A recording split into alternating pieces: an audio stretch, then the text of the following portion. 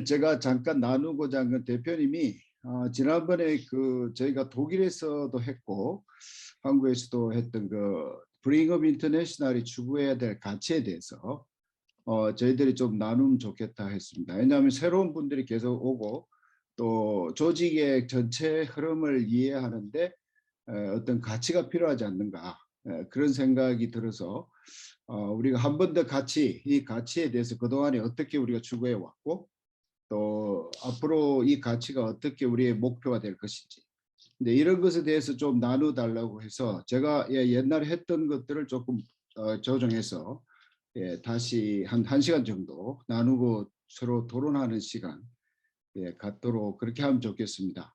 오늘 제가 나누고 싶은 것은 7가지 가치, 7 value라고 했는데요.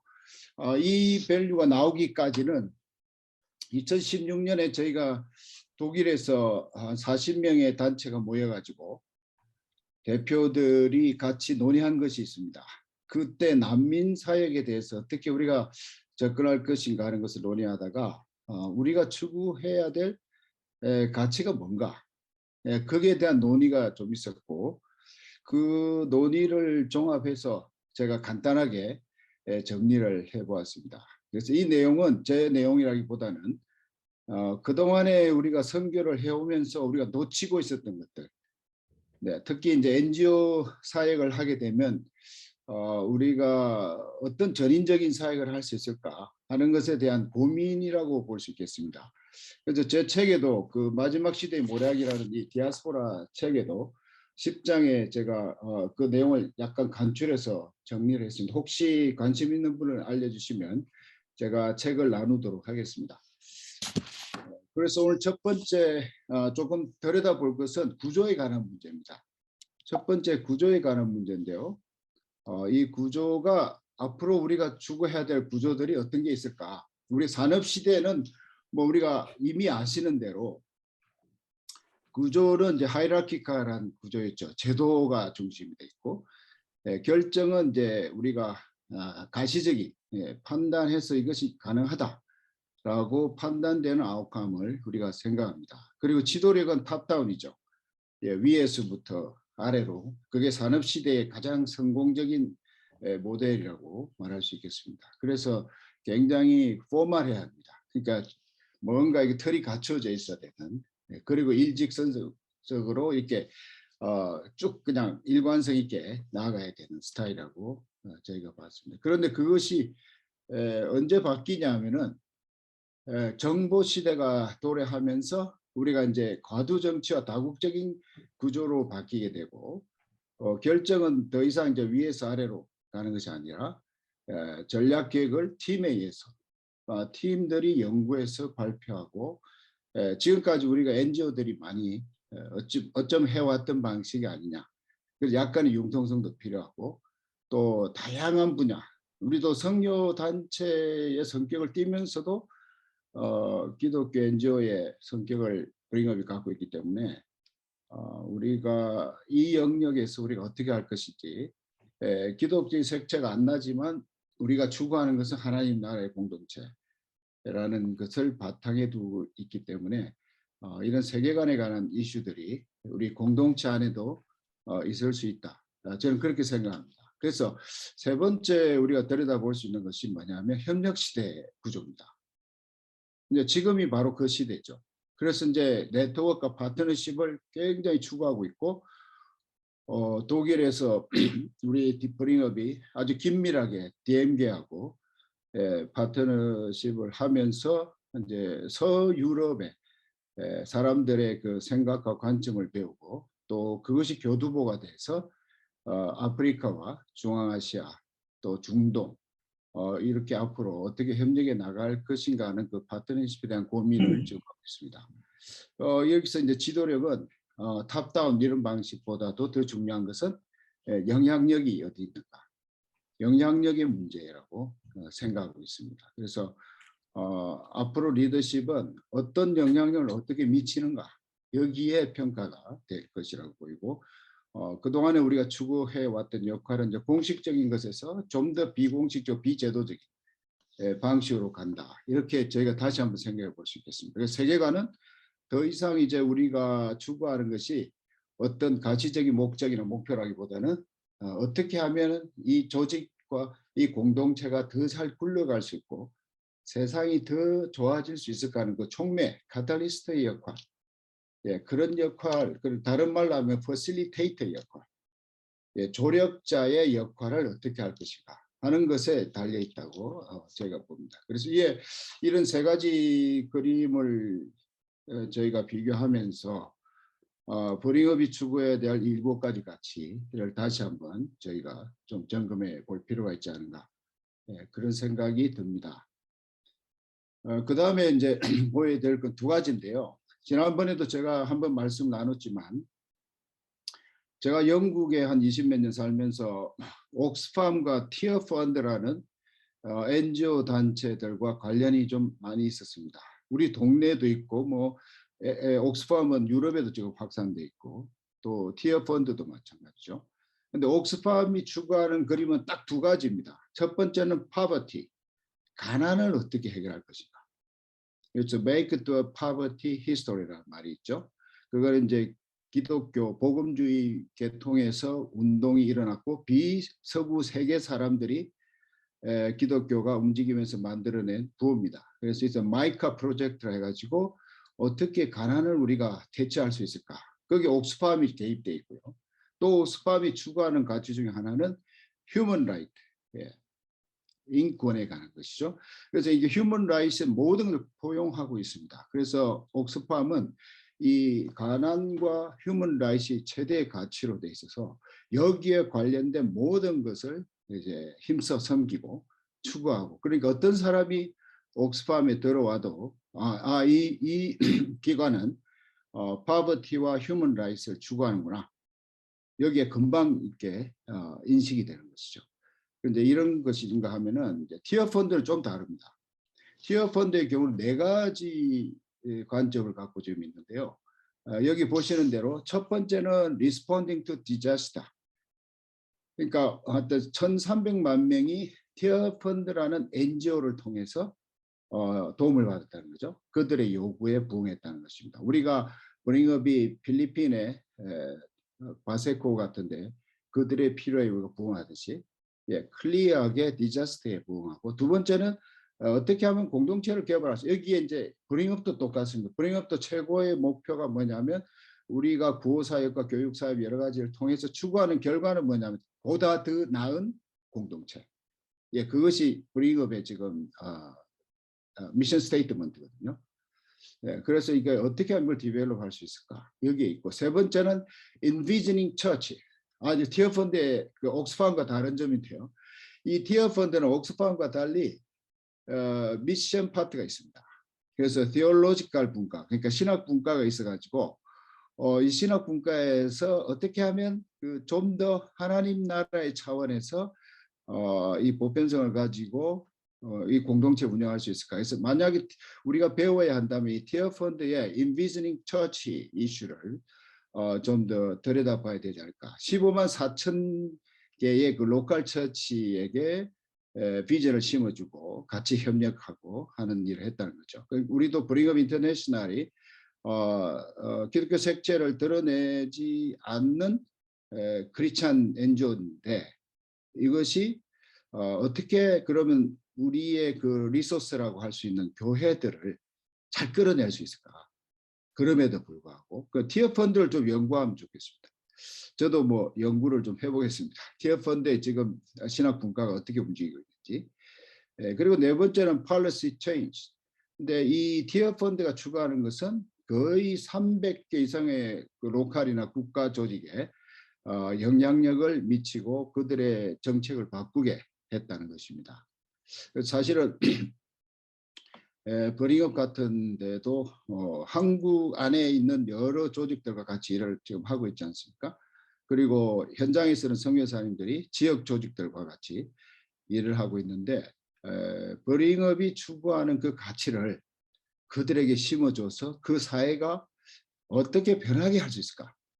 예, 이런 데 좀 우리가 또 초점을 맞출 수 있겠다. 그래서 이 티어 펀드가 추구하는 이 4가지 있죠.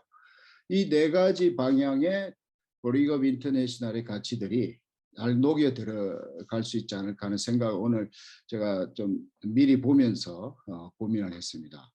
나중에 이제 이런 토론할 때 이런 것이 어떻게 실제로 활용될 수 있을까 이런 대화도 좀 나눠주시면 좋겠습니다. 그러면 그 다음에 이제 제가 들어가는 것이 What about Bring Up International? 그 우리 Bring Up International은 앞으로 어떻게 할 것이냐?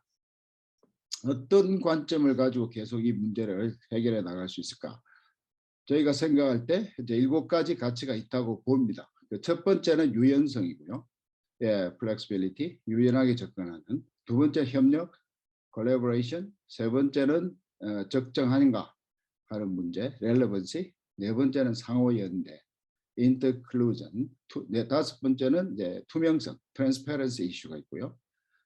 여섯 번째는 신뢰성, integrity. 그 다음에 일곱 번째는 상호회성, reciprocity인데 이 7가지가 다 우리의 사역 속에 녹아들 수 있을까? 그러면 이 녹아들 때 그 공동체, 우리가 돕는 공동체도 이 7가지 가치의 영향을 받아서 그들이 변화할 수 있을까? 근데 여기에 대한 이야기를 이제 좀 해야 되겠죠. 예, 그래서 첫 번째로 제가 좀 나누고 싶은 것은 유연성입니다. 여기는 이제 특별히 고민했던 제가 이 유연성에 관한 이야기를 하고자 할 때 먼저 떠오른 생각이 뭐냐면은 제도와 비제도의 관계였습니다. 특히 이제 유연하다는 개념을 왜 도입했냐면은 고린도전서 9장 2절 20 여기 나오는데 잠깐 가려져 있죠. 예, 여기 비켜할게요. 예, 22절에 나타나 있는 이제 그 내용처럼 우리가 여러 사람에게 내가 여러 모양이 된 것은 아무쪼록 몇몇 사람을 구원코자 한다는 바울의 선교 전략입니다.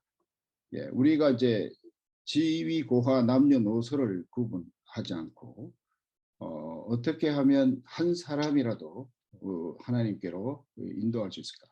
바른 삶을 살도록 도울 수 있을까 하는 내용들이겠죠. 근데 이것을 할 때에 우리가 갖고 있는 여러 가지 그 관점들을 생각할 수 있습니다. 이 유연성에는 이런 관점들이 있죠. 어떻게 하면 온전한 인격을 추구할 수 있을까? 그런데 그걸 추구하기 위해서 우리가 사용해야 될 것은 제도 교육, 소위 말하는 이제 서구에서 들어온 아시아 같은 경우는 서구의 신학이나 문물이 들어와서 계속 그 기독교적인 색채를 띠고 사람들에게 그 변화되기를 강요하는 경우가 많이 있었죠. 그런데 그것이 필리핀 상황을 놓고 본다면 그 상황에 과연 그 신학이 맞을까? 이런 고민을 우리가 안 한다는 것이죠. 그것이 높은 칼추에서 낮은 칼추로 흐른다는 식으로 미국이나 다른 서구 유럽에서 이미 만들어졌기 때문에 그걸 가져와서 그대로 적용하는 것. 이것은 다시 생각해 봐야 될 것이다. 그리고 서티피케이트라든가 뭐 이런 정을 주는 관점도 그들에게 적절한 방식으로 우리가 제공을 해야지. 이 정이 없으면 다음 단계로 못 간다든가 이런 유연하지 못한 그런 어떤 제도화된 행식을 앞으로는 우리가 일할 때 지향해야 되지 않을까 그런 생각이 듭니다. 그래서 제도 교육의 그 단점들을 많이 보완해서 요즘에는 비제도 교육의 시스템이 영국 성공회에서도 성공회 선교부가 CMS라고 있습니다. 처치 미션 소사이티. 옛날에 이제 거기 대표가 한번 만나자고 그래서 만났는데 그분이 그런 얘기 하더라고. 너희들이 하고 있는 그 비제도 방식의 훈련 그것이 성공에도 필요하다. 같이 협력할 수 있는 길을 좀 찾아보자 하고 한번 미팅을 한 적이 있습니다. 근데 저도 이제 제가 생각한 것은 성령께서 이 시대에는 인간이 만들어낸 제도보다 훨씬 더 중요한 것은 성령께서 원하시는 그림들이 있다는 거죠. 그런 그림을 현장에서도 적용하고 오히려 인스티튜셔널한 에듀케이션을 뛰어넘어 제도적 교육을 뛰어넘어서 그 시점에 필요한 그것이 설사 비제도적인 것이라 할지라도 우리가 적용해야 되지 않을까 하는 것입니다. 그런데 여기에 대해 이제 그 큰 그림이 이제 유연성이라고 제가 이야기를 했는데요. 우리가 브링업 안에서도 우리가 지금 실제 현장에서 선교사님들 하고 있는 일들이 어, 제도화된 교육 속에서 우리가 투자를 많이 했지 않습니까? 아프리카도 그렇고. 근데 그것 한번 돌아볼 시점이 되지 않았는가. 저는 그렇게 생각합니다. 그것이 그렇게 했을 때 오는 장점도 있지만 단점도 너무 많아요. 그래서 이제 비용도 너무 고비용이고 저효율이고. 근데 이런 관점들을 우리가 좀 정직하게 돌아봐야 될 시점이 아닌가. 저는 그렇게 생각합니다. 그래서 이것이 이제 유연성에 관한 이슈인데 유연성에 관한 이슈는 우리가 많이 더 논의를 해볼 수 있을 것 같은데요. 좀 더 이제 나중에 좀 토론할 시간을 더 갖도록 하겠습니다. 두 번째 저희가 생각해야 될 것이 그 전에 한 가지 제가 좀 할 이야기가 있는데요. 이겁니다.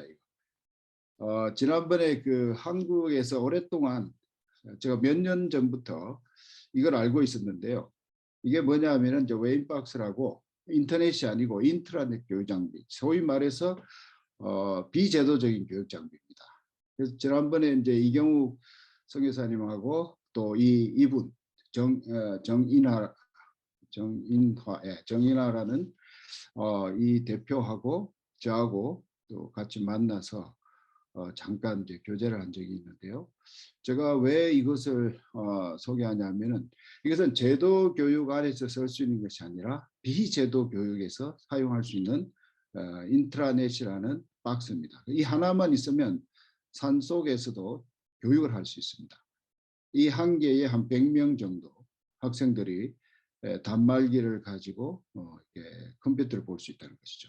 인터넷에 연결이 안 돼도 스스로 인트라넷에서 그 어떤 전파, 와이파이가 나와서 컴퓨터로 연결이 되게 해서 그 웨이박스 안에 들어있는 모든 자료를 활용할 수 있습니다. 지금 이건 유엔하고 유네스코, 뭐 아프리카하고 좀 100군데에서 지금 이미 사용 중에 있는데요.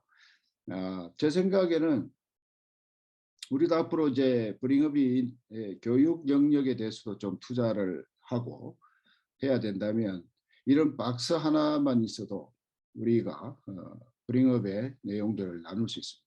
그리고 또 이런 가치 교육도 할 수 있고 또 더 나아가서 기독교 교육도 할 수 있고 이런 것이 지금 웨인박스가 옛날에는 모양이 별로 좋지 않았는데 지금은 우지하게 개발돼 가지고 세련됐습니다 지금. 그래서 엊그제 제가 그 사진을 보내와서 봤는데 어마하게 좋아졌어요. 그래서 이거를 가지고 어떤 훈련도 할 수 있습니다. 산 속에서 아주 리모트된 장소에서도 이 장비를 사용해서 산 속에서 교육이 가능하고 또 한 가지 장점은 이게 그 산 속에서 그 교육하는 선생님들, 그 선생님들이 활용할 수 있는 직접 그러니까 우리가 제3자가 가서 훈련시키는 것이 아니라 그 실제 그 산속에서 아이들을 가르치는 선생님이 직접 운영하기 때문에 훨씬 더 도착화된 그런 장비입니다. 그래서 그 선생님들하고 예를 들면 우리하고 교감을 먼저 하고 그분에게 필요한 그 언어로 교육 장비를 내용을 만들어서 집어넣어주면 그분이 직접 아이들을 놓고 강의를 할 수 있는 이런 구조입니다. 그래서 제가 소속돼 있는 위클립 안에서도 이 위클립 성경을 어떻게 우리가 공부하고 또 번역된 성경을 어떻게 활용할 것인가 할 때 이 웨인박스가 엄청난 영향을 줄 수 있겠다. 지금 그렇게 저도 생각하고 있고 저희 위클립 안에서도 이거를 활용하는 문제를 지금 논의를 하고 있습니다. 그래서 이제 이 내용이 앞으로 이제 제도 교육을 탈피해서 우리가 현장 교육을 한다면 참으로 효율적으로 이 장비를 통해서 할 수 있지 않을까 하는 생각이 들어서 여러분에게 잠깐 소개했고 좀 자세한 것은 나중에 제가 정보를 원하시면 저에게 요청하시면 제가 좀 더 연결해서 그분이 직접 브리급에 와서 한번 이렇게 시연도 해보고 같이 교제할 수 있으면 좋겠습니다. 근데 이런 구체적인 내용들이 이제 현장에서 사용되면 이런 유연한 교육도 되고 또 도착화하는 데도 굉장히 유익한 내용이 될 것 같습니다. 제가 잠깐 소개했습니다. 두 번째 제가 돌아볼 것은 이제 협력에 관한 것인데요.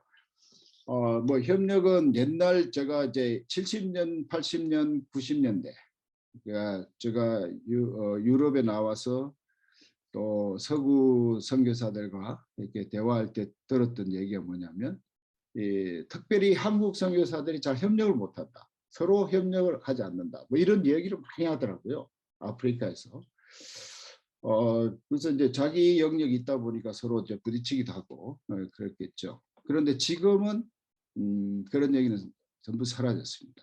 어떤 면에서는 이제는 서구 선교가 저물어 가면서 오히려 제3세계와 그동안에 그 비서구권에서 활발하게 활동했던 선교사 중에 특히 한국 선교사들이 훨씬 더 뭐랄까 잘 이렇게 사역을 하고 있다는 평가도 요즘에 제가 많이 듣고 또 과거에 가졌던 그 오해들이 많이 풀어진 것 같아요. 저도 감사하고 저도 위클립에서 일하지만 처음에는 많이 무시당하고 아시아에서 왔다고 뭐 영어도 잘 못한다고 굉장히 힘들었던 적이 있습니다. 그런데 지금은 이제 그런 얘기는 하지 않는 것 같아요. 한국의 위상도 그렇고 한글의 문화, 음식, 컬처 뭐 하여튼 이 모든 것들이 위상이 높아지면서 한국 선교사에 대한 이미지가 많이 제고되었고 내후년에 이제 로잔에서 또 한국 국제대표가 주최하는 이제 로잔 복음제 운동까지 한국이 주도하다 보니까 제 생각에는 점점 이제 그 동서 협력이 쉬워지고 있다. 예, 제가 유럽에서 이번에도 그 IBF 독일 IBF 대표하고 전화를 통화를 했더니 한번 만나자 그래서 같이 만나고 한국에서 온 청년 그 기독 학생회 팀을 같이 데려가서 한 1시간 정도 미팅을 했습니다. 같이. 그때 이제 한국의 대표단들도 이제 질문도 많이 하고 한 1시간 정도 대담을 하면서 서로 협력하자는 그런 논의가 있었거든요. 근데 이런 모든 것들이 과거에는 참 힘들었어요. 뭐 하려고 하면 저쪽에서 안 받아주고 뭐 이런 분위기였는데 지금은 우리가 마음을 먹으면 언제든지 그들과 협력할 수 있는 길들이 지금 많이 형성되고 있다 하는 것이 너무나 고무적입니다. 그런 의미에서 이제 우리가 계속 가야 될 길이 좀 더 동서 협력과 또 현장의 현지인들과의 협력 이걸 어떻게 우리가 해 나갈 수 있을까 하는 것들을 제가 좀 더 생각해야 되는데 여기에 가장 중요한 문제를 우리가 늘 생각하고 있지 않습니까? 가벌의 문제, 각과 을의 문제. 빌립보서 1장 27절에도 성경에 보면 너희가 일심으로 서서 한 뜻이라고 했습니다. 두 뜻이 아니고 한 뜻으로 복음의 신앙을 위하여 서로 협력하는 것이 필요하다. 이렇게 이야기했습니다. 일심으로 원스피릿이라는 말을 썼는데 우리는 형제 현장에 가면 과거에 서구 선교사들 했던 그 갑질 어찌 보면 우리가 아시아나 이런 쪽에 가면 그런 행태의 일을 종종 하고 있습니다.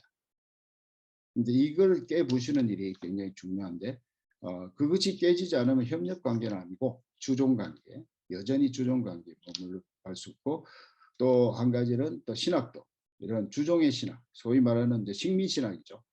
예, 서구가 가지고 있던 신학을 그대로 우리가 종속적으로 전달할 수밖에 없는.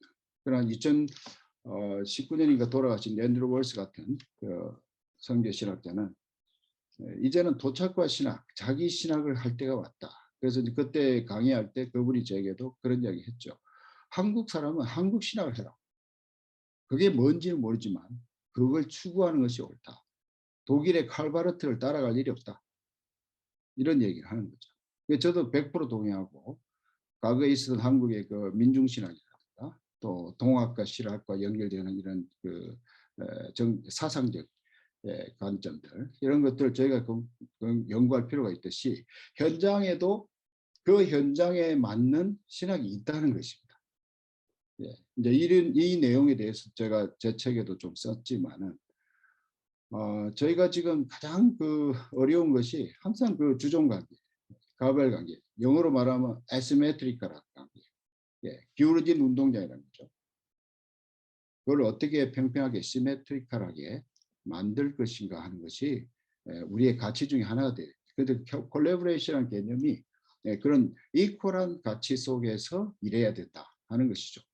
그러니까 지역교회 단체 같은 거, 또 이 단체들이 현장에 가서 우리가 어떻게 그들을 정말로 이퀄하게 섬길 수 있을까, 이런 문제들이 있고요. 이민자들이 당하는 아픔과 어려움들, 그러니까 로컬들이, 독일 사람이 들어온 수백만 명의 이민자들과 지금 살기가 굉장히 어려운데 이 관점들을 독일 사람이 어떻게 극복할 수 있을까 하는 것이 독일 사람의 이슈입니다.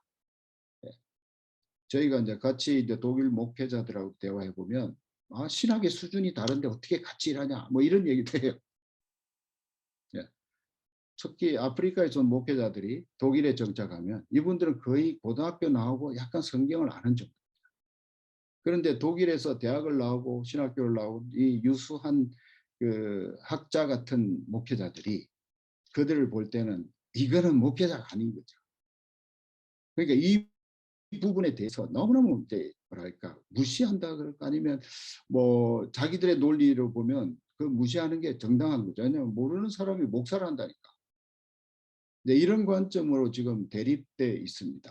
그래서 여기에 이제 디아스포라 교회들도 어떻게 우리가 이에 대응할 것인가 하는 논의도 있었고, 최근에는 이제 순복음이 아니라 오순절 같은 데서는 그런 사람들을 이렇게 모아서 이렇게 같이 협력을 하는 구조를 지금 이제 워크숍도 하고 세미나도 하고 그런 일을 하고 있습니다. 그러니까 이 독일 안에서도 이런 그 에시메트리카라는 이슈들, 그러니까 같은 목사인데도 이민교회 목사와 독일의 국가교회 목사는 다르다. 이제 이런 것들이 지금 하나의 갈등으로 아직 남아 있는 것 같아요. 그리고 이제 글로벌 디아스포라 현상이 가속화되면서 저희들도 그렇지 않습니까? 여기 들어와 있는 아랍 사람들, 특히 이제 아랍 사람들이 한 200만 명, 아프가니스탄까지 한 200만 명 정도 넘는데요. 이제 이분들을 그 독일 교회가 잘 다루지 못하고 있습니다. 근데 이것이 참 어려운 것 같아요. 문화가 워낙 다르고 또 이슬람이고 세계관 자체가 다르다 보니까 기독교 세계관을 가진 분들이 이 다른 세계관을 가진 사람들과 대하는 그 일이 너무너무 힘든 그런 상황이 있다는 것이죠.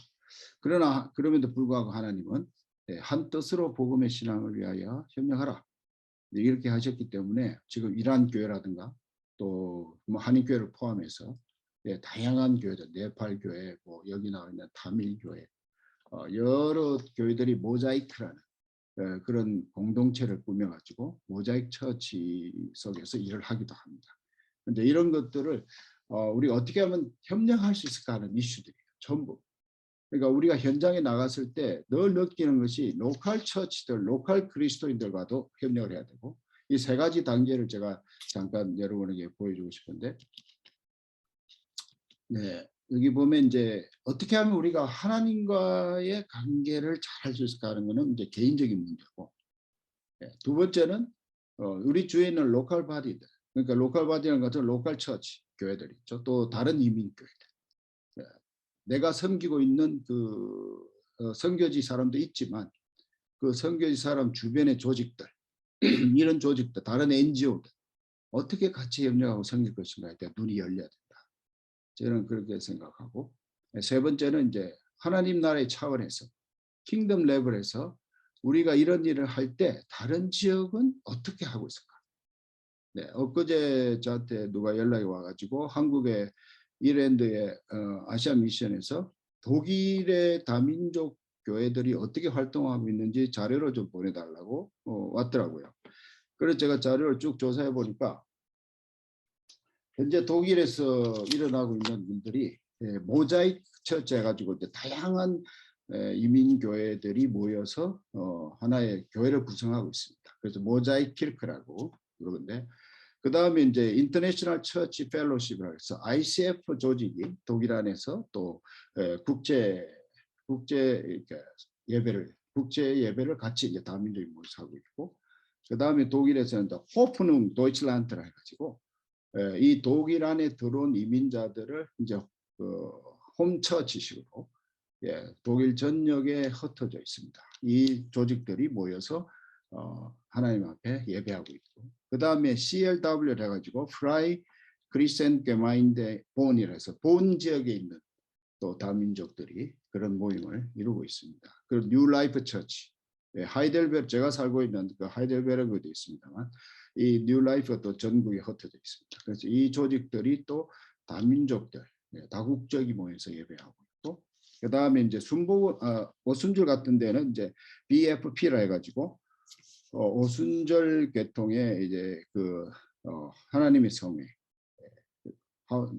처치 오브 갓, 어셈블 오브 갓, 어셈블 오브 갓 같은 데도 유럽 전역에 퍼져 있는데 이들이 그 안에 이제 다양한 그 오순절파들이 모여서 예배를 하고 있습니다. 이런 것이 이제 킹덤 레벨의 모임입니다.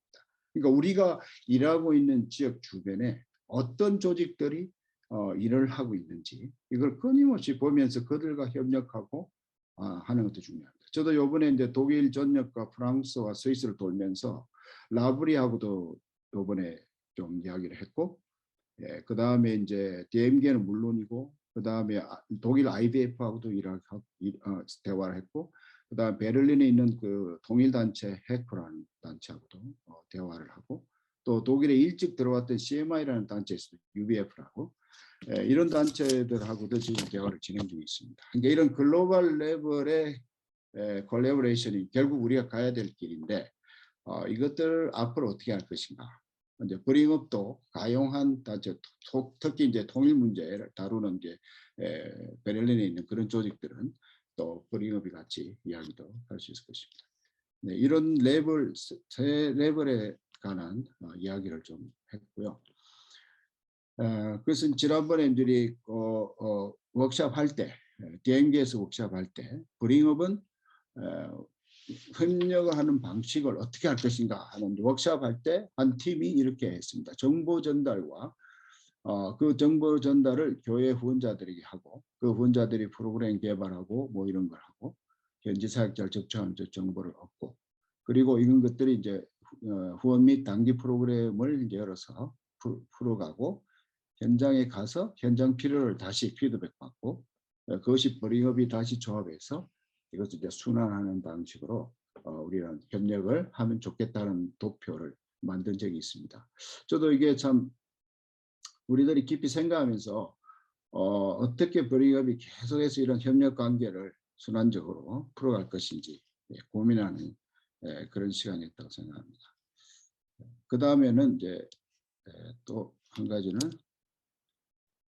적정성에 관한 것입니다. relevancy라고 우리가 말을 하고 있는데 우리가 이론은 많이 압니다. 그리고 대개 사람들이 이제 이론을 많이 이야기를 하지만 지금은 이론보다 더 중요한 것은 현장 실제죠.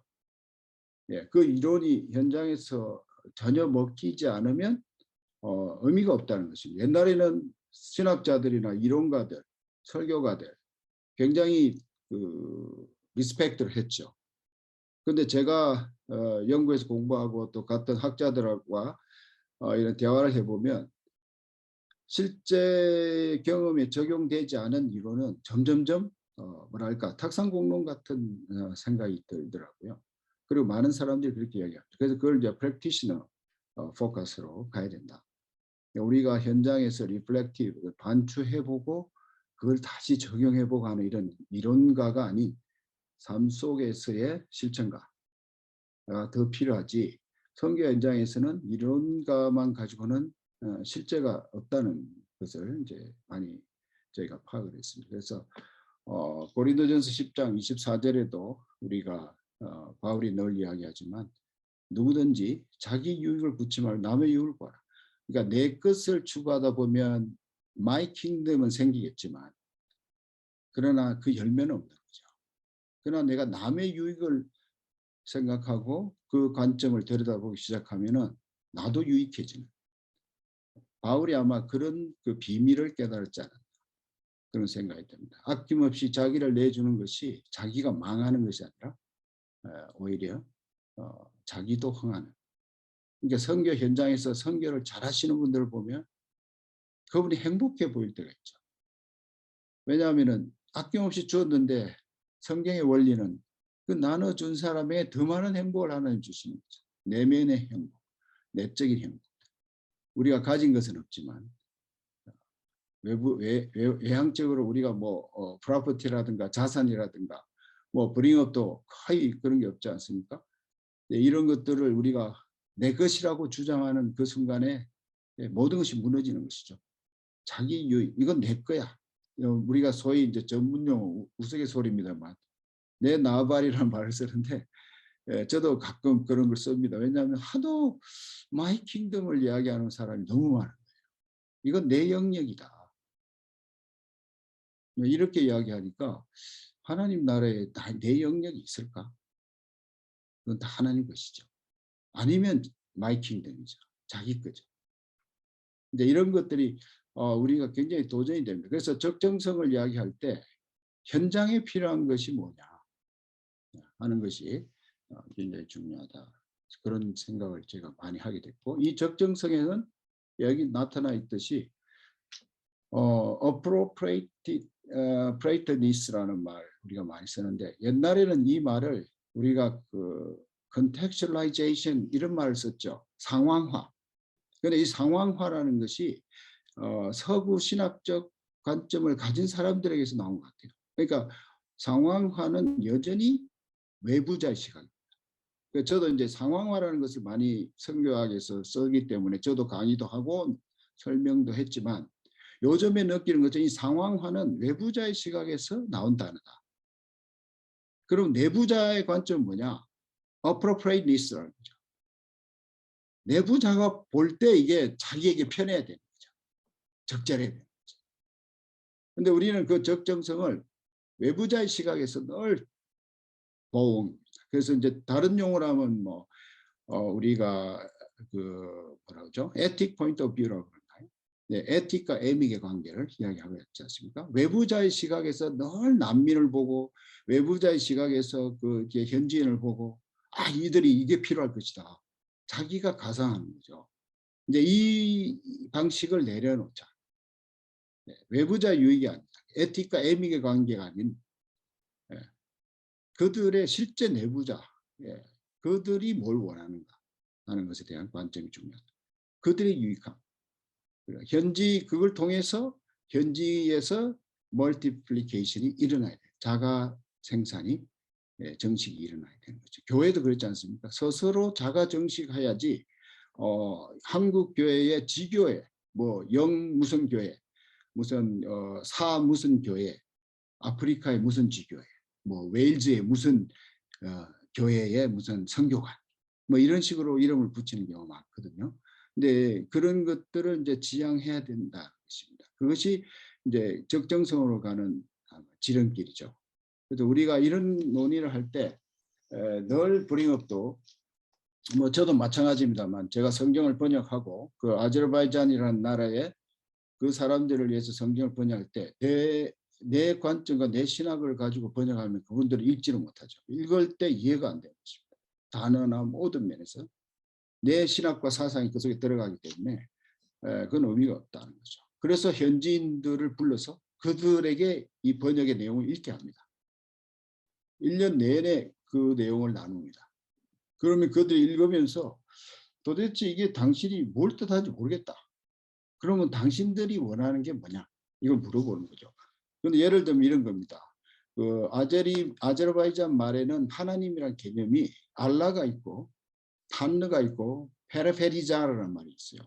페르페리자르는 전능한 장군, 신 이런 뜻이고, 알라는 이슬람의 신이에요.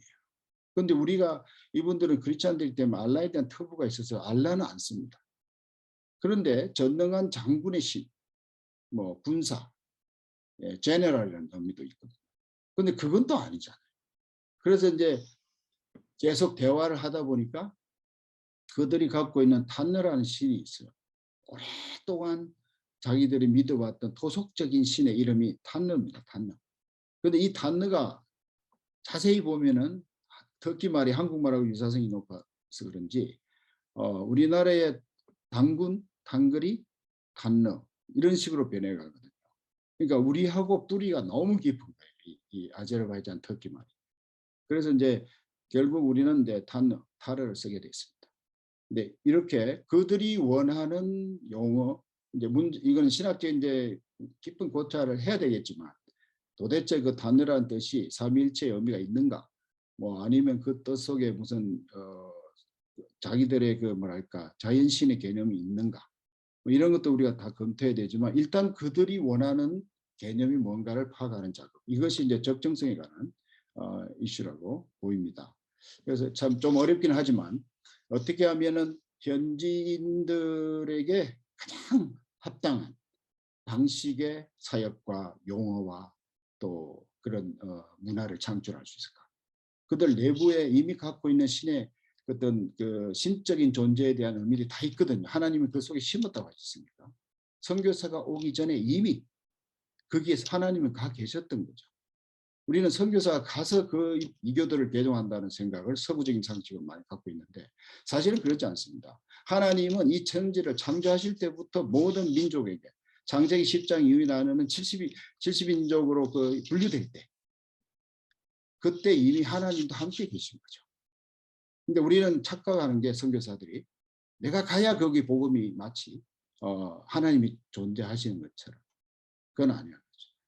우리가 가는 이유는 그들 속에 있는 그 하나님을 발견하게 해주기 위해서 가는 거죠. 조력자로. 아까 제가 말씀드렸지 않습니까? 조력자로, 도구로, 카탈리스트로 가는 거죠. 하나님의 사랑의 하나의 그 파편으로 이렇게 간다는 것입니다. 그런데 이 모든 것들이 적정성과 관련입니다. 현지인 중심의 사고를 하지 않으면 할 수 없는 일이 바로 이 적정성의 이슈가 아닙니다. 그래서 저도 이 세 번째 가치 적정성은 참 중요하다는 생각이 듭니다. 그 다음에 그때 이제 저희들이 워크숍 할 때 그 현장 필요를 그러면 우리가 어떻게 고민할 것인가 해서 그들의 그 니드들을 생각할 때 우리가 필요한 것들이 이런 것들이 있다. 돈의 관점 또 뭔가. 그것도 우리가 사역자로서는 고민해야 되고요. 그 다음에 그 전문가가 어떤 전문가 필요하고 어떤 기도가 필요할 것인가. 그 다음에 로컬 트레이닝을 어떤 방식으로 할 것인가. 그리고 어떻게 그들이 정식에 스스로 나갈 것인가. 필리핀의 바세코가 저는 하나의 브링업의 성공이라고 하나 하여튼 그 아름다운 모델이라고 생각하는데요. 왜 그러냐면은 그것이 한국인에 의해서 시작이 됐지만 그것이 결국은 이번에 완전히 이제 30년 이후 현지인 리더십으로 넘어가는 좋은 한국 선교계에서도 좀 모범적인 사례 저는 그렇게 보고 싶습니다. 그래서 현지인이 그걸 잘 풀어나고 스스로 그거를 이제 셀프 서피션트하게 셀프 컨트롤하는 근데 이런 일들이 일어나면 얼마나 좋을까. 계속해서 그렇게 가도록 저희도 기도하고 도와줄 필요가 있을 것 같고요. 그리고 그것이 지속 가능한 일이 되도록 우리가 늘 어떻게 고민할 것인가. 우리가 돈으로 지원하는 것도 맞지만 그들에게 가치를 심었을 때 그들이 그 가치를 구현하기 위해서 스스로 그 현장에서 그 가치를 찾아가는 그런 일들을 할 수 있지 않겠는가 하는 생각을 저도 많이 하게 됩니다. 그리고 렐러번스 어느 정도 이것이 적절한가 하는 문제 이것이 다 현장에 필요한 요소들이라 이렇게 보고 있습니다. 그래서 이제 처음에는 우리가 그 타겟이 뭔가 우리가 이제 생각하게 되겠죠. 현장에 가면 도대체 우리는 뭘 해야 할 것인가? 하나님이 우리에게 뭘 원하십니까? 그럼 그것이 만약에 어느 정도 윤곽이 드러난다 그러면 그 다음에 그들 특별한 니드는 또 뭘까? 이걸 하기 위해서. 거기에 대한 이제 필요한 것들을 개수하는 거죠. 인벤토리하는 거죠. 찾아보는 거죠. 그 다음에 이제 여기에 버링의 롤이 뭔지를 디파인하고 그 다음에 그걸 할 수 있는 네트워크들을 섭외. 이거는 우리만 할 수 있는 게 아니기 때문에 이걸 할 수 있는 다른 단체들도 있고 전문 단체도 있고 도울 수 있는 지체들이 엄청나게 많거든요. 사실 저도 성경을 번역할 때 한 5-6가지의 그 기관들이 협력했지 않습니까? United Bible Society, 그 다음에 IBT, International Institute for Bible Translation, 저기 스웨덴 단체, 그 다음에 기탑 시르케티라고 아제르바이잔 성서공회, 위클리, SIL, 그 다음에 유럽에 있고 영국에 있는 일란 미니스트리, 이란 선교부 단체, 이 6단체가 모여서 현지 교회들하고 같이 역할을 분담해서 성경이 나오게 됐습니다.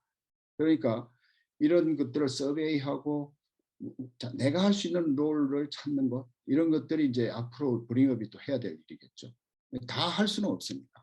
이런 것들을 이 그림을 통해서 우리가 잠시 생각해 볼 수 있겠습니다. 네. 그 다음에 이제 우리가 상호 연대라는 말을 디아스포라 상황에서 저희가 발견했는데요. 이게 원래는 디아스포라가 유럽이나 다른 문화로 들어갈 때 우리가 그걸 인클루전 내지는 인티그레이션이라고 부릅니다. 통합 내지는 합류되고, 또 다른 사회학적 용어로는 어시밀레이션, 동화된다고 그런 이야기를 하죠. 그런데 저희가 이제 디아스포라 사역을 해보니까 그것이 인클루전의 개념으로 가면 문제가 생긴다는 걸 알았습니다. 왜 그러냐면은 이분들이 가지고 있는 이중적 정체성, 독일 사람도, 예를 들면 독일 사람도 아니고 그러면 시리아 사람도 아닌데, 이 이중적 정체성을 이들이 한쪽으로 하루아침에 바꿀 수가 없다는 거죠. 예를 들어 시리아에서 100만 명 이상이 들어왔는데 이 100만 명이 들어온 사람들이 같이 가는 기독교하고는 전혀 상관없는 난 크리스찬들입니다. 그런데 그 사람들이 기독교적 문화를 가지고 있는 독일에 하루아침에 동화되는 건 불가능합니다. 그래서 독일 교회들에게도 그런 이야기를 하죠. 당신들도 시리아 사람들을 이해해야 한다. 서로 이해하자. 그래서 나온 단어가 이제 신조어인데 인터클루전이 됐습니다. 선교 현장에 가면 우리는 내가 아프리카에 가면 아프리카 사람에 대한 그 깊은 이해가 필요하죠. 그래서 아프리카 역사도 있고 그들이 가지고 있던 노예적 프러스트레이션, 한도 있고, 그 지금 일어나고 있는 70년대 이후에 각성이 돼서 일어나고 있는 그 AIC, 아프리칸 인디펜던트 처치 그룹, 이 AIC도 이해를 해야 돼요. 그래서 우리가 많은 시간을 들여서 아프리카를 이해하려고 노력을 해야 된다고 생각합니다.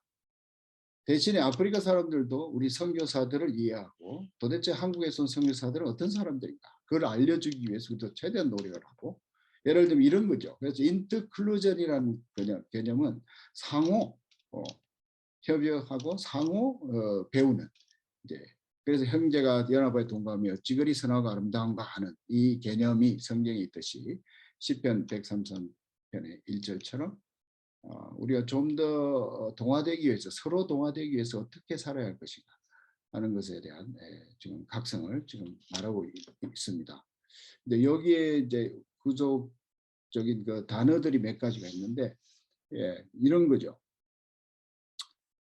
특별히 인터클루전을 하기 위해서 우리가 고민해야 될 것이, 이게 다문화 환경을 어떻게 우리가 만들까. 앞으로 지금 도시마다 지금 다민족이 쌓이기 시작해가지고 2050년쯤 되면은 거의 한 전 세계 인구의 70~80% 이상이 다 도시에 살게 돼요. 그럼 그 말은 수많은 인종이 도시로 몰려온다는 것입니다.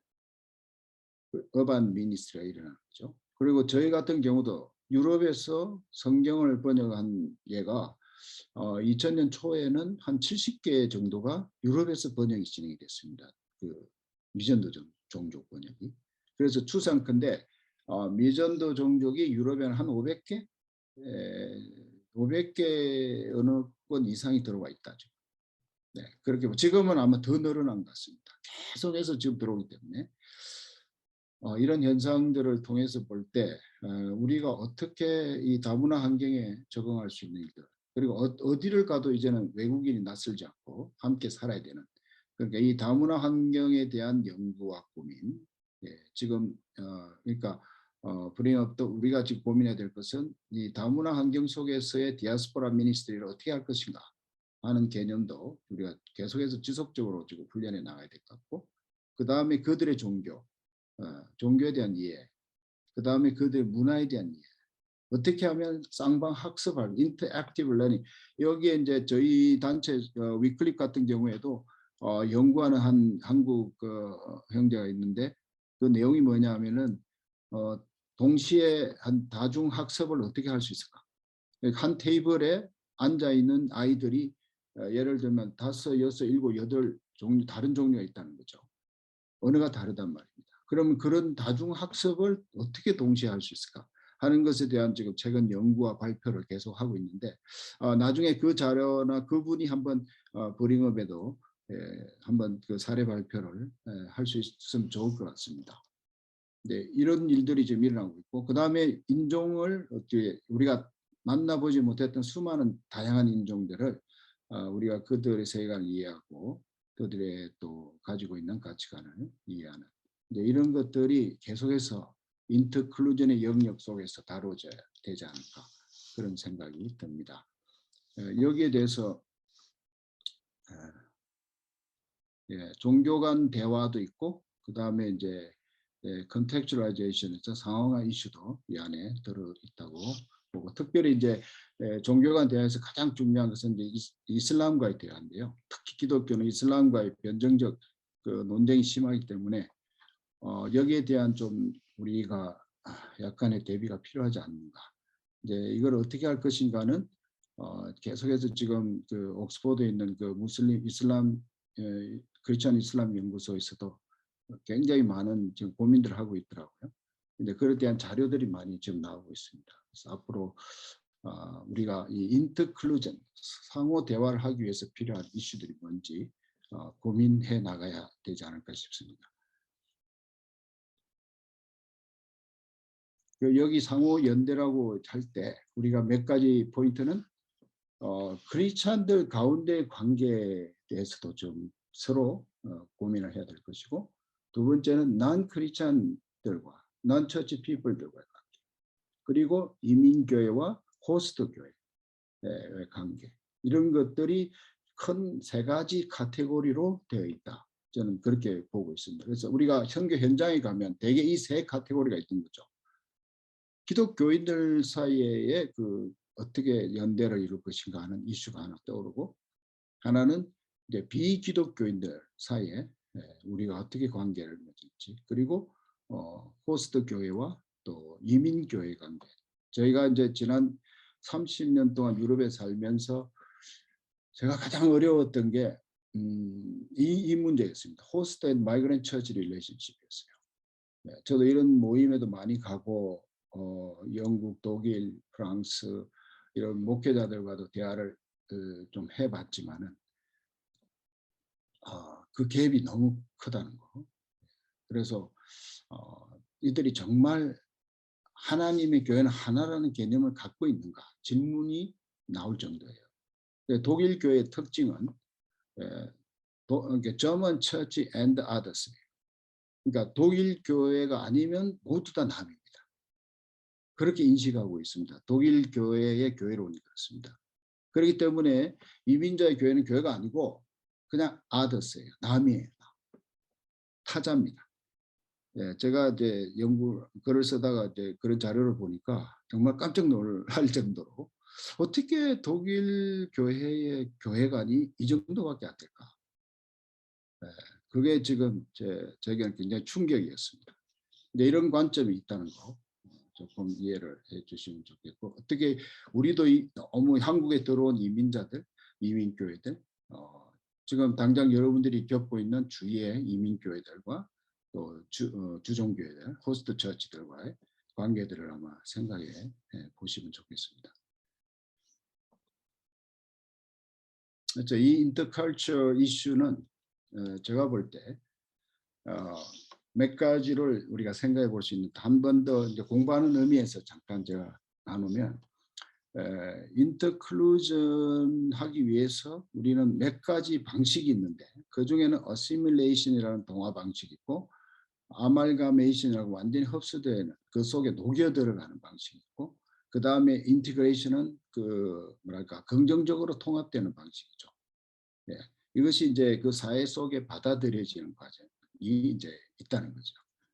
그리고 또 한 가지는 어컬츄레이션이라는 말을 쓰는데 모든 것이 사회적으로 심리적으로 문화적으로 그 모든 종류들이 서로 문화가 뒤섞여서 하나로 통합되는 그러니까 호스트 컬처도 적당히 변하는 이런 것이 이 네 가지 관점으로 이제 변해간다고 볼 수 있겠습니다. 그 중에 이제 유럽이 가장 추구했던 것이 인티그레이션 이슈였어요. 통합을 해야 되겠다. 이제 사회 속으로 개인이 들어오도록 끌어들여야 되는데 난민들이 안 들어오는 거죠. 그래서 프랑스, 영국, 독일이 최근에 선언을 했습니다. 통합은 실패다. 그럼 어떻게 할 것인가? 각 국가가 알아서 적절하게 이들을 통제하고 조정해서 이게 가급적이면 큰 문제가 생기지 않도록 사회적 이슈가 되지 않도록. 그래서 요즘에 들어온 그 우크라이나 사람들은 70만 명이 독일이 받았는데 이 사람들은 아무 문제가 없어요. 왜냐하면 이미 EU에 들어올 수 있는 자격과 문화를 다 공유하고 있기 때문에 이분들은 들어오는 대로 받아줬고 직장도 허용하고 언어가 안 되는데도 왜냐하면 거의 다 중산층이고 제대로 교육을 받은 자기들이 볼 때는 중요한 인력인 거죠. 그런데 그 전에 들어왔던 시리아라든가 아프가니스탄 이런 사람들은 여전히 통제하고 있습니다. 그래서 이런 차이들이 어느 종족마다 다르다는 거고 또 이것이 이제 인터클루전이라는 개념으로 볼 때는 어떤 종족은 우대하고 어떤 종족은 홀대하는 이런 뭐 잘못 들어가면 인종차별적인 그런 관점까지 저희가 생각해 볼 수 있겠죠. 그래서 지금 이제 우리가 선교 현장에 가면 이런 부류들의 변화들이 많이 일어날 텐데 저희들이 이런 것들을 좀 더 민감하게 보고 좀 접근해 나가야 되지 않을까 그런 생각이 듭니다. 그다음 투명성에 관한 이슈인데요. 이것은 이제 여러분이 아시는 대로 우리가 뭘 추구할 것인가, 어떤 일을 추구할 때 이것이 나에게 유익한가라고 생각할 것인가, 아니면은 이게 모든 사람에게 유익할 것인가. 그래서 고린도서 6장 3절에도 나와 있지만 우리가 이 직책이 회방을 받지 않게 하려고 무엇에든지 아무에게도 거리끼지 않겠다. 바울이 그렇게 고백을 했는데요. 우리가 무슨 일을 할 때 내 양심에 거리끼고 하나님 앞에 거리끼고 뭔가 챙기는 다른 말로 그런 일이 있다면 우리는 이 문제는 우리 가치에서 좀 생각해 봐야 되는 거 아닌가. 우리는 그런 유혹이 많이 있죠.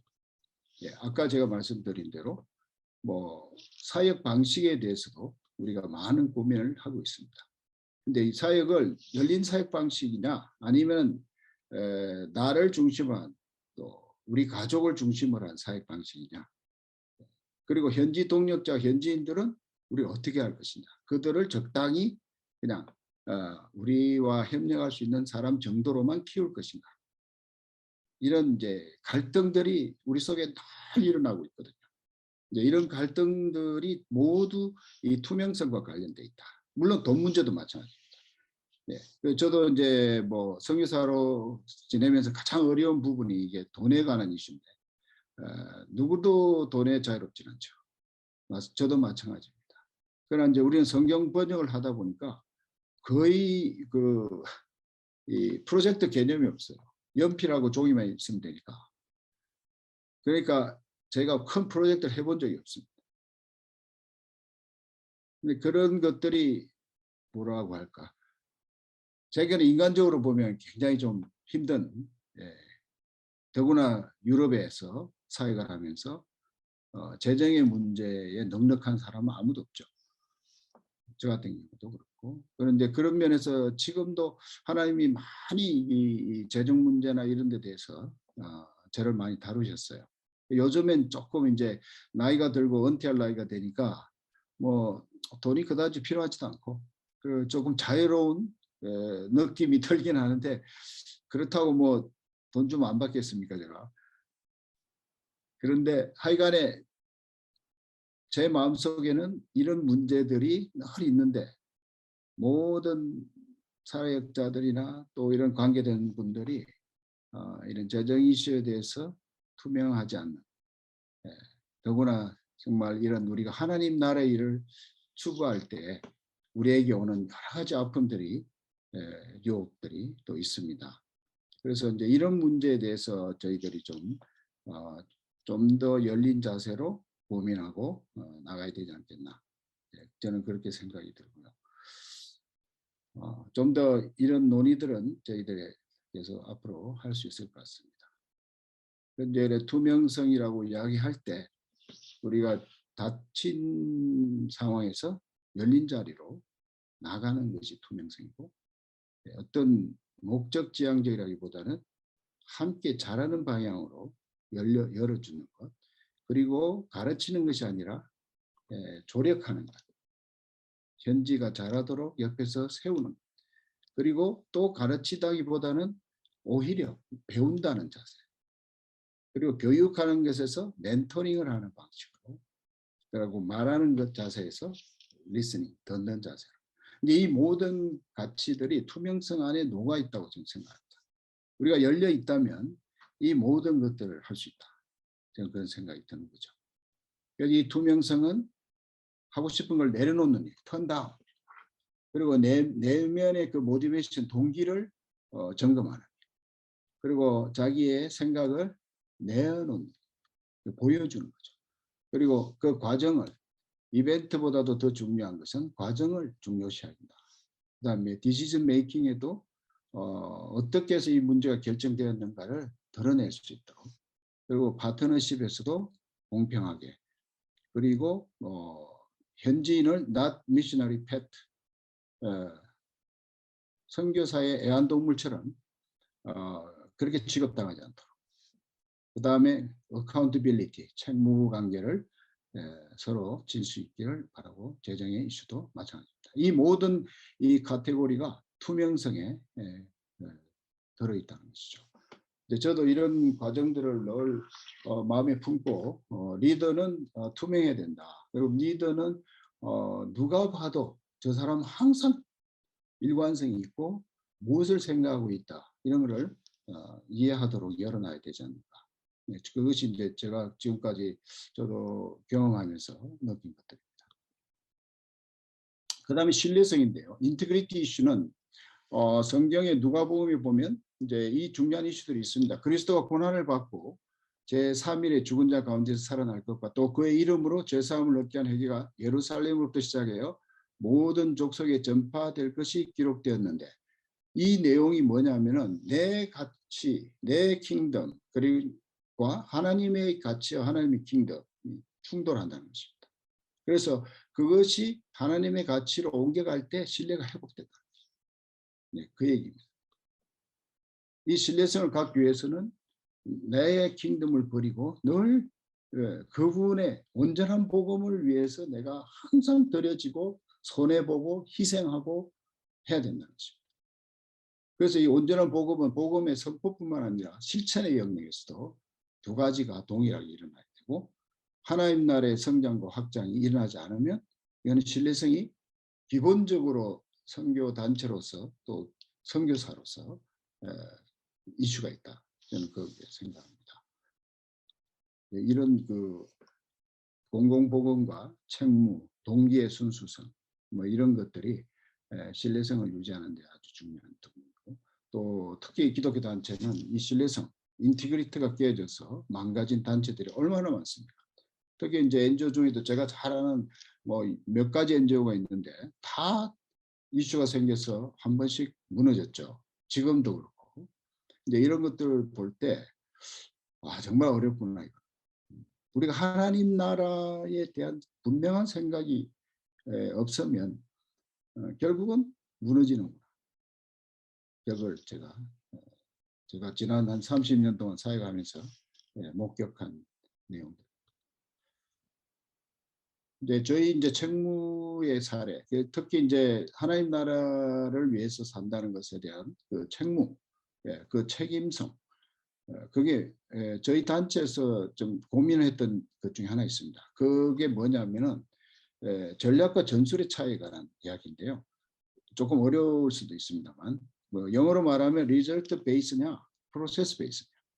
우리가 결과를 추구하는 단체냐, 아니면 그 과정을 중시하는 단체냐. 그래서 우리는 2025년까지 2200견으로 번역이 시작되게 하자는 개량적 목표를 세웠습니다. 언제냐면 10년 전에, 10년도 더 전에. 그런데 그것이 잘못됐다는 생각을 하게 된 거죠. 그게 무슨 말이냐면은 여기 나타난 대로 긴급성, 지속성, 역량 구축, 창의적 전략, 동력과 협력 등의 과정에 더욱 집중하자. 그 초점은 뭐냐면은 남을 변화하기 전에 단체의 내적 변화를 먼저 추구하자. 그러니까 우리가 선거 현장에 가서 그 현지인들을 변화하는데 초점을 두고 거기에 목적을 두는 그것이 리절트 베이스드 매니지먼트라고 부르는 거죠. 결과 추구주의. 그래서 몇 사람을 개종했냐, 세례 주었냐, 교회는 몇 개 세웠냐, 학교는 몇 개 세웠냐, 이런 거죠.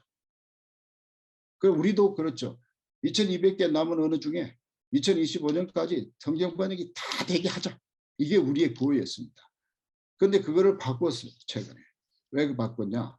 남을 변화하기 전에 내 단체의 내적 변화가 먼저 일어나요. 그러면 저쪽도 자연스럽게 바뀔 수 있다. 근데 우리는 그 순서를 바꾼 거죠. 현지로 다 이교도를 변화시키고 개종시키게 한다는 그 과거의 윌리엄 캐리의 전략 이런 쪽에 초점을 맞추다 보니까 타스크 오리엔티드 돼가지고 사람으로 보지 않고 공동체로 보지 않고 하나의 성과를 위한 목표로 보는 거죠. 이제 이런 것들이 이제는 바뀌어져야 되겠다고 해서 저희도 이제 바꾸려고 애를 지금 많이 쓰고 있습니다. 그다음 상호 호혜성인데요. reciprocity라고 되어 있습니다.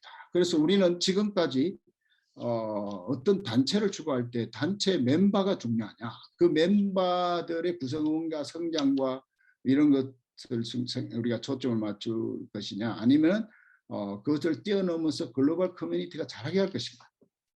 그래서 에베소서 4장 13절에 우리가 다 하나님의 아들을 믿는 것과 아는 일에 하나가 되어서 온전한 사람을 이루자. 그래서 그리스도의 장성한 분량이 충만한다 이러는데, 이거는 선교사도 그래야 되고 현지인도 그래야 된다는 거죠. 나도 잘하지 않는 것은 문제가 있다. 선교지에서 30년 있었는데 요령만 생기고 비즈니스만 늘고 자기 관점만 바뀌고 전혀 자기 내면은 바뀌지 않다. 그렇다면 그런 문제가 있지 않는가 하는 것이 저는 상호 호혜성에 관한 이슈라고 봅니다. 여기 나와 있는 대로 그리스도의 장성한 분량으로 가는 것은 모든 그리스도인들이 해당되는 것이죠. 그리고 글로벌 공동체가 자라는 것이고 모든 사역자가 자라는 것이고 서로 돕고 추구하는 이제 성경에서는 edification, 그러니까 서로 집을 지어간다 이런 뜻이 있지 않습니까? 그 말은 나도 지어져 가고 현지인도 지어져 가는 이런 구조가 아닌가 생각합니다. 같은 시간 네트워크를 개발하고 영향력을 확장하는, 여기에 이제 가장 중요한 이슈는 월드뷰이시겠죠.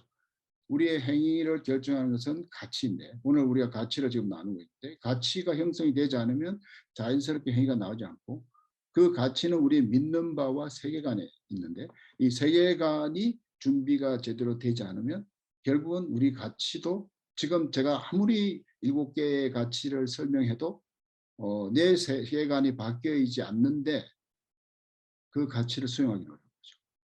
근데 세계관의 그 깊숙한 곳에는 자아가 있습니다. 이것이 이제 깨어지고 변화되고 바뀌어가는 것이 이제 그리스도의 장성한 분량으로 가는 길인데, 이제 이것을 저는 단체가 퀄리티를 추구한다는 개념은 이 세계관의 이슈를 서로 다루고 정말 무엇을 하기에 앞서서 그리스도 안에서 하나라는 이 공동체로서의 의미를 우리가 만들어 가야 되지 않는가, 저는 그런 생각이 듭니다.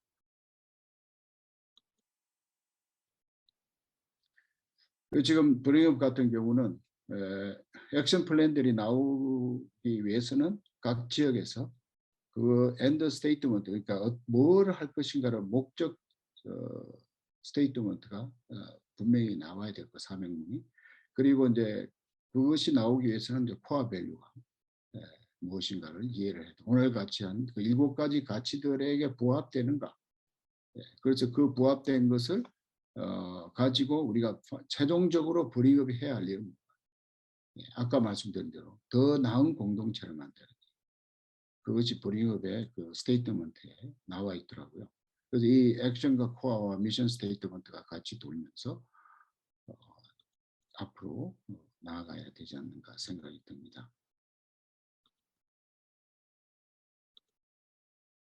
마지막으로 이제 이거 사명선언문 그때 만든 초안인데요. 지금 어떻게 바뀌었는지 정확하게 모르겠지만 여기 보면 Boring of International is global organization that encourages people to participate in building better communities. Yeah, building better community through relief program, comprehensive development, and cultural exchange. 그래서 더 나은 공동체를 구현하도록 참여자들을 격려하고 협력한다고 되어 있습니다. 제가 오늘 가치를 이야기하면서 도대체 우리가 추구하는 그 목표가 뭔가를 제가 다시 한번 알게 됐습니다. 보다 나은 공동체를 추구하기 위해서 이 7가지 유연성, 협력, 적정성, 상호연대, 투명성, 신뢰성, 상호후회 이 7가지가 함께 유기적으로 한 가치도 배제되지 않고 유기적으로 계속해서 협력이 일어나는 일들이 돼야 되겠다 싶고요. 혹시 그 좀 더 이렇게 자료가 필요하면 제가 그 쓴 책의 그 마지막 시대 모략 10장에 좀 대략 정리를 해놨습니다. 좀 더 이렇게 내용을 정리하고 싶었는데 시간이 별로 없어가지고 혹시 필요하신 분들 참고하시면 되겠습니다. 이상입니다.